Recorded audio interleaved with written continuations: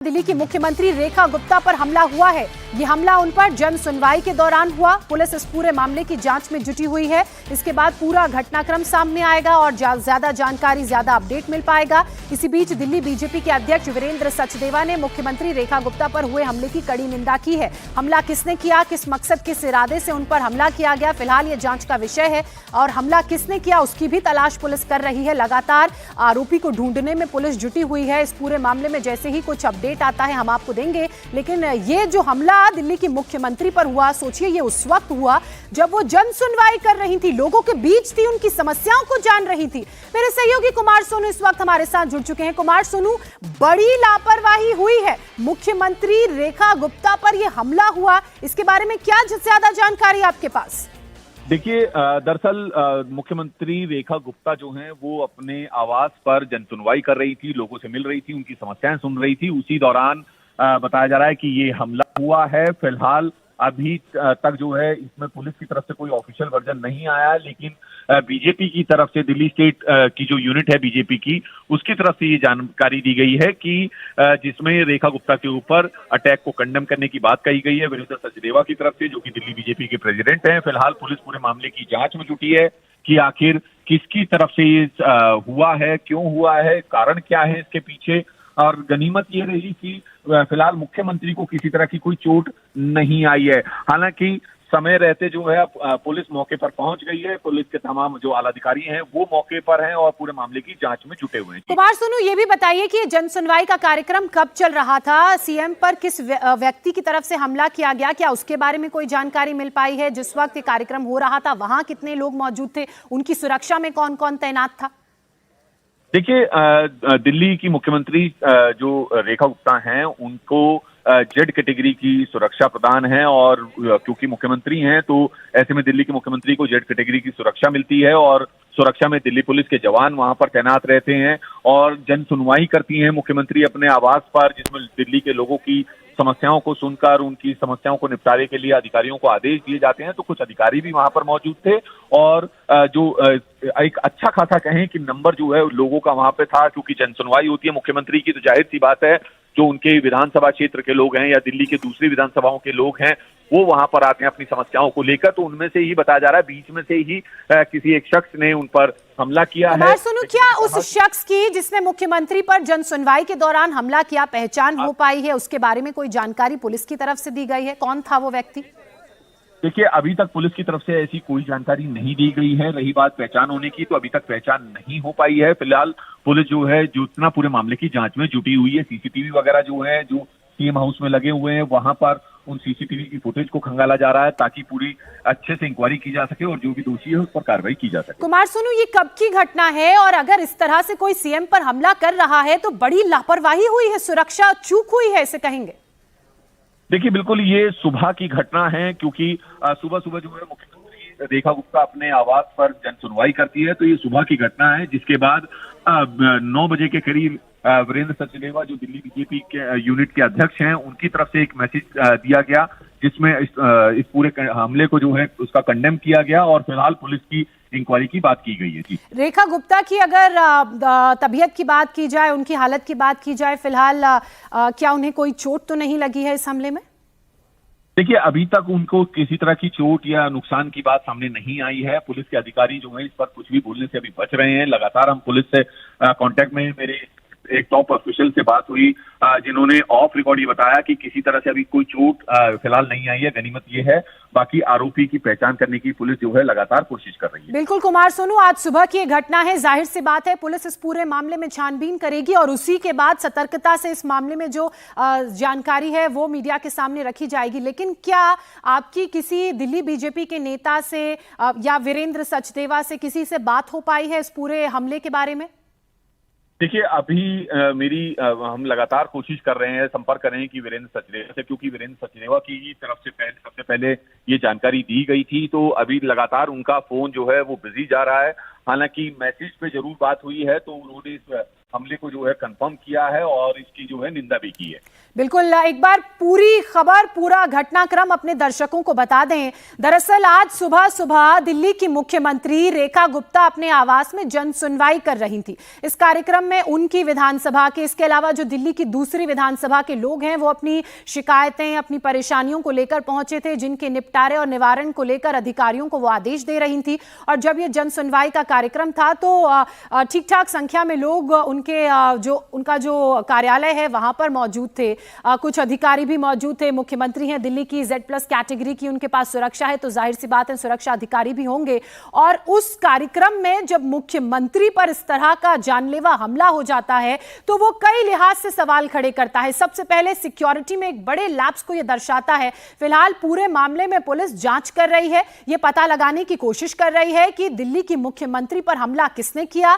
उस आवास में, उस कार्यालय में लगे तमाम CCTV को खंगाला जा रहा है, फुटेज को बारीकी से देखा जा रहा है। हमलावर की पहचान में पुलिस जुटी हुई है। हालांकि बहुत ज्यादा जानकारी पुलिस की तरफ से अभी दी नहीं गई है हुसैन, लेकिन जो जानकारी पुलिस ने दी है उसमें यह कि मुख्यमंत्री पर हमला हुआ है और दिल्ली बीजेपी अध्यक्ष वीरेंद्र सचदेवा ने इस हमले को कंफर्म भी किया है। राहत की बात यह है कि मुख्यमंत्री को कोई चोट इस हमले में नहीं आई है, किसी तरह का कोई खतरा नहीं है। लेकिन हमला किसने किया, वो व्यक्ति कौन था, किस मकसद से उसने हमला किया, यह पता लगाना बहुत जरूरी है और इसी की जांच में पुलिस जुटी हुई है। जैसा कि कुमार सोनू हमें बता भी रहे हैं। कुमार सोनू, क्या जिस व्यक्ति ने हमला किया वो उसी भीड़ का हिस्सा था जो जन सुनवाई के लिए मुख्यमंत्री के कार्यालय पहुंची थी अपनी समस्याओं को लेकर? बिल्कुल, वो उसी भीड़ का हिस्सा था। अब पुलिस जो है पूरे मामले की इसमें जांच में जुटी हुई है कि आखिर ये शख्स कौन है, क्या इसका किसी दूसरी पॉलिटिकल पार्टी से लिंक तो नहीं, क्योंकि आमतौर पर देखा जाता है जब पॉलिटिकल जो विचारधारा होती है, राजनीतिक विचारधारा होती है, वो जब नहीं मिलती है किसी शख्स की, तो वो दूसरी पार्टी के लीडर पर, नेताओं पर किसी न किसी तरह से हमला करने की कोशिश करता है, उन्हें नुकसान पहुंचाने की कोशिश करता है। और ऐसा दिल्ली में पहली बार नहीं हुआ, इससे पहले भी कई बार हुआ है। तो और उसके बाद वो किसी न किसी पार्टी से लिंक भी मिलने की उसके संभावनाएं रहती हैं। तो फिलहाल पुलिस जो है तमाम एंगल्स को लेकर जो उतना जांच में जुटी हुई है कि आखिर ये शख्स कौन है, क्या करता है, प्रोफाइल इसका क्या है और इसने ऐसा क्यों किया। ये जो बात आपने कही ना कि ये इस तरह के हमले पहली बार नहीं हुए हैं। केजरीवाल कई बार जब जनसभा के लिए निकलते थे तो उन पर चप्पल फेंके जाते थे या स्याही फेंकी जाती थी। और आश्चर्य इस बात को लेकर हो रहा है कि ये व्यक्ति CM हाउस आ जाता है, जन सुनवाई के दौरान उस भीड़ का हिस्सा बन जाता है और उसके बाद मुख्यमंत्री पर हमला करता है। कुमार सोनू, ये हमला किस तरह से हुआ? क्या कोई हथियार उसके पास था? क्या इस बारे में कोई आपके पास अपडेट है, जानकारी है? देखिए, ये पूरा एक मिशअप हुआ है। फिलहाल मैंने कहा ज्योत्सना, अभी क्योंकि मामला बेहद सेंसिटिव है, दिल्ली की मुख्यमंत्री और उनकी सुरक्षा से जुड़ा हुआ है, तो लिहाजा पुलिस अभी इसमें कुछ भी बोलने को तैयार नहीं है। किसी भी बाहरी शख्स को जो है मुख्यमंत्री के आवास में अंदर नहीं जाने दिया जा रहा है। जन सुनवाई को फिलहाल कुछ समय के लिए रोक दिया गया है अभी। और पुलिस, जो कि मैंने कहा कि पुलिस के जो आला अधिकारी हैं वो इस वक्त मौके पर मौजूद हैं।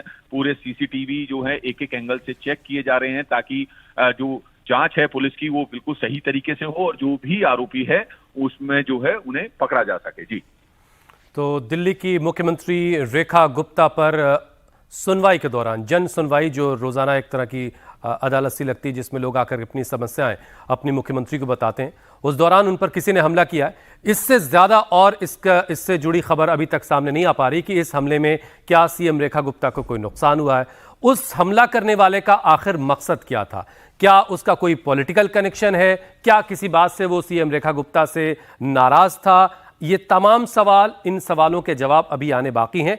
और जो शुरुआती बात सामने आई बस ये कि जन सुनवाई के दौरान भीड़ में मौजूद किसी एक शख्स ने CM रेखा गुप्ता पर हमला करने की कोशिश की। इस हमले में वो कामयाब हुआ, नहीं कामयाब हुआ, क्या कोई CM रेखा गुप्ता को नुकसान पहुंचा है, ऐसे तमाम सवालों के जवाब अभी आने बाकी हैं। बस इतनी बात कंफर्म हो पा रही है कि CM आवास पर जन सुनवाई के दौरान CM रेखा गुप्ता पर हमला करने की कोशिश की गई और इसे लेकर के जाहिर सी बात है एक बहुत ही निंदनीय घटना है। दिल्ली की मुख्यमंत्री है, उन पर इस तरह का हमला कैसे बर्दाश्त किया जा सकता है। अब इसके बाद जाहिर सी बात है दिल्ली पुलिस की सुरक्षा, उसको लेकर के सवाल खड़े होते हैं। जो तमाम सुरक्षा के घेरे होते हैं अलग अलग, उसको लेकर के बहुत सारी चीजें, बहुत सारे सवाल ऐसे में खड़े होते हैं। कुमार, कोई मकसद के बारे में अब तक बात हो पाई है? क्या मकसद रहा होगा? किस मकसद के तहत उसने इस तरह का काम अंजाम दिया? देखिए, मैंने बताया हुसैन की कई बारी राजनीतिक जो विचारधारा है वो नहीं मिलती है, तो इस तरह के कोई दूसरी पार्टी का कार्य वर्कर होता है या फिर उससे जुड़ा होता है या विचारधारा से जुड़ा होता है, तो लेकिन अभी ये इस अटैक की ग्रेविटी क्या है, सेंसिटिविटी एक और अपडेट आ गया है कुमार, मैं जरा वो दर्शक को बता दूं। 35 साल उम्र बताई जा रही है उस शख्स की जिसने सीएम रेखा गुप्ता पर हमला किया है। अभी एक ये और इनपुट इस वक्त मिला है। कोई और अपडेट सोनू आपके पास आ रहा है?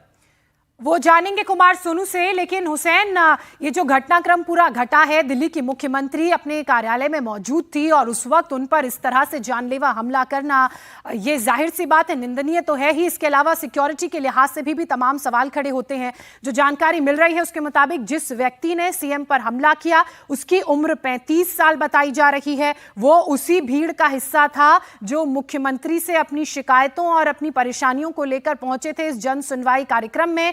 हालांकि सवाल इस लिहाज से भी उठते हैं कि जो लोग अपनी समस्याओं को लेकर सीएम दफ्तर जाते हैं, क्या उनकी चेकिंग होती है? अगर उनकी चेकिंग होती है तो कैसे ये व्यक्ति अंदर तक पहुंचा? क्या ये हथियार लेकर गया था? किस तरह से इसने मुख्यमंत्री पर हमला किया? मुख्यमंत्री की तबीयत इस वक्त कैसी है? उनकी स्थिति इस वक्त कैसी है? हालांकि जो सीएम कार्यालय में कैमरे लगे हुए हैं, दिल्ली के कांग्रेस अध्यक्ष की तरफ से भी इस मामले में रिएक्शन आ गया, सुनिए जरा उनको। बहुत दुखद है और माननीय मुख्यमंत्री इस पूरे दिल्ली की नेतृत्व भी करती हैं और मैं समझता हूं कि इस तरीके की घटना की जितनी भर्त्सना की जाए वो कम है, लेकिन साथ के साथ ये भी है कि महिला सुरक्षा की पोल भी ये जो है घटना उसको खोलने का काम करती है। अगर दिल्ली की मुख्यमंत्री सेफ नहीं है तो एक आम व्यक्ति या एक आम महिला खास तौर पे वो कैसे सेफ रह सकती है?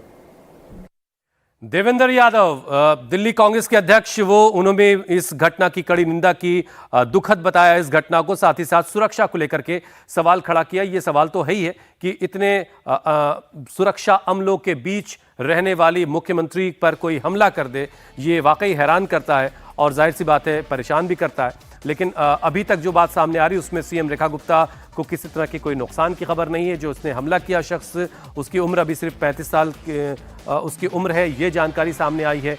किस वजह से यह हमला किया गया है, वो शख्स कौन है, उसका मकसद क्या था, आखिर उसने सीएम रेखा गुप्ता पर हमला करने की कोशिश क्यों की, इन सारे सवालों के जवाब अभी आने बाकी हैं। बिल्कुल, और लगातार पुलिस इस पूरे मामले में जांच कर रही है, क्योंकि जन सुनवाई का कार्यक्रम सीएम कार्यालय में हो रहा था, तो वहां पर जो भी सीसीटीवी फुटेज लगे हुए हैं उनकी जांच की जा रही होगी। वहां पर जो भी उस वक्त अधिकारी और पुलिस का जो अमला होगा उनसे जाहिर सी बात है पूछताछ की जा रही होगी। जो लोग जन सुनवाई के दौरान वहां पर मौजूद होंगे अपनी समस्याओं को लेकर, जाहिर सी बात है उनसे भी पूछताछ की जा रही है। बहुत सारे इनपुट्स हैं इसमें, बहुत सारी चीजें होंगी। जाहिर सी बात है, देखिए सीएम रेखा गुप्ता वहां होंगी तो उनके निजी अधिकारी सारे मौजूद होंगे, उनके पीए वहां पर मौजूद होंगे, उनका जो सुरक्षा के अधिकारी वो वहां पर जरूर खड़े होंगे। कुमार सोनू एक बार फिर से हमारे साथ जुड़ गए। कुमार, कोई और अपडेट आपके पास? देखिए, अभी मैंने कहा कि अभी किसी तरह का कोई अपडेट इसमें पुलिस की तरफ से नहीं दिया जा रहा है, क्योंकि मैंने कहा हुसैन कि मामला मुख्यमंत्री की सुरक्षा से जुड़ा हुआ है, तो लिहाजा, लेकिन इतना जरूर इनिशियली। ठीक है कुमार, बने रहिएगा। आप रमेश बिधूड़ी जी इस वक्त हमारे साथ जुड़ चुके हैं। रमेश जी, जिस तरह से दिल्ली की मुख्यमंत्री पर हमला हुआ है, ये बड़ी निंदनीय घटना है। स्वाभाविक निंदनीय भी है और इसमें साजिश मिलेगी, और साजिश प्रकार की मिलेगी। जैसे रेखा जी की लोकप्रियता बढ़ रही थी और थोड़े समय में ही एक आम कार्यकर्ता के रूप में उन्होंने काम किया, लेकिन दिल्ली की मुख्यमंत्री की भागदौड़ संभाली और दिल्ली में जिस तेजी से विकास का काम चल रहा था, तो मिस्टर केजरीवाल साहब जो थे, जो गरीबों के हितैषी कहकर आए थे, वीआईपी कल्चर को खत्म करके आए थे। राहुल जी के बारे में सुना है आपने, हेमंता जी क्यों उनको छोड़कर भागे थे, क्यों कुत्ते के साथ खेल रहे थे पार्क में और हेमंता से भी नहीं मिल पा रहे थे। तो रेखा जी ने आम जनता से, मोदी साहब ने भी अब बीजेपी के सभी लीडर्स को कहा है कि आप जनता के बीच में जाकर उनकी सेवा करें। तो जनता की सेवा भावना से वो आम जनता से विदाउट अपॉइंटमेंट कोई भी आकर मिल सकता है, वो खुले में मिलती थी। तो लोगों को ये अच्छा पचा नहीं होगा। जैसे रमेश जी, अगर आपके पास कोई अपडेट ये हो कि किसी से आपकी बातचीत हो सकी हो, सीएम रेखा गुप्ता इस वक्त कैसी हैं, कोई और अपडेट आपके पास हो तो जरा बताइए प्लीज। नहीं, मेरे पास ऐसा कोई अपडेट नहीं है अभी कि रेखा पर, लेकिन वो घर पे हैं और ऐसा कोई ऐसे खतरे वाली बात नहीं है। लेकिन किसी ने पुश करने की कोशिश की, वहीं लोगों ने उसको पकड़ भी लिया, पुलिस ने भी उसको पकड़ लिया। तो इसीलिए अब इसकी जांच होगी, तो जांच में चीजें निकल कर आएंगी कि ये साजिशन जो की गई है तो एक तरह डीरेल जनता के बीच में उनको करने की मानसिकता से की गई होगी, ये मैं मानता हूं। जी रमेश जी, जैसा कि आप बता रहे हैं, आपको लग रहा है कि ये साजिश के तहत घटना घटी है? जी जी जी, 100% ये साजिश मिलेगी। ये कोई आम आदमी पार्टी, कांग्रेस, कम्युनिस्ट किसी मानसिकता का व्यक्ति मिलेगा और ये साजिश के तहत आया है कि रेखा जी को आम जनता से दूर किया जाए भय का वातावरण करते हुए। ये साजिश के तहत मिलेगा आपको। रमेश जी, ये हमला किस तरह का था? कुछ आपको अगर जानकारी हो तो बताइए। किसी चीज से हमला करने की कोशिश की या सिर्फ धक्का देने की या कोई और इस तरह की कोशिश की गई? मैंने बताया ना, ये हमला आप अमेरिका के खिलाफ, भारत की बराबरी अमेरिका से हो रही है। अमेरिका को चैलेंज भारत कर रहा है।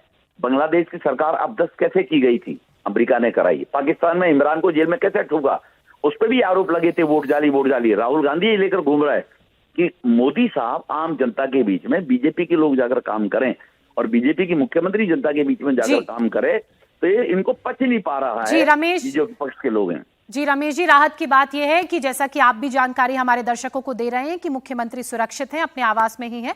शुक्रिया आपका हमारे साथ फोन पर बात करने के लिए। भास्कर मिश्रा हमारे सहयोगी इस वक्त जुड़ चुके हैं। भास्कर, इस हमले से जुड़ी क्या अपडेट आपके पास है? और देखिए, जन सुनवाई के दौरान ये हमला हुआ है। ये जो हमलावर था, ये सबसे पहले सीएम को एक पेपर देता है हाथ में और पेपर देने के साथ ही तुरंत उनके ऊपर में हमला करता है। जो पार्टी से जुड़े हुए लोग जो सीएम के दफ्तर में और घर में अच्छी पैठ रखते हैं, उन्होंने मुझे बताया है कि फिजिकली भी अब्यूज किया है, मतलब उनको मारा है, उनको हिट किया है, यहां तक हुआ। और ये सब कुछ फ्रैक्शन ऑफ सेकंड में हुआ है। यानी वो पहले से ही तैयार होके आया था, उसको जेल जाने का कोई डर नहीं था। उसको पता था कि इस तरह से अगर वो कर रहा है तो वो सीधे सीधे पुलिस उसको पकड़ेगी और वो जेल जाएगा। लेकिन उसके बावजूद भी ये सब किया। दो चीज स्पष्ट बताया जा रहा है हमें कि वो जिस तरह का मोटिव लेके आया और जैसा वो हमला किया, उससे वो स्पष्ट है कि एक तो वो क्रिमिनल बैकग्राउंड का लग रहा है, दूसरा जिस तरह से पकड़ने के बाद लोग जब वहां पे थे, लोगों ने पकड़ा और उसके बाद जो वो बोल रहा था, तो हो सकता है, ऐसा लग रहा है भारतीय जनता पार्टी को कि कोई पॉलिटिकल एफिलिएशन भी इसका हो सकता है।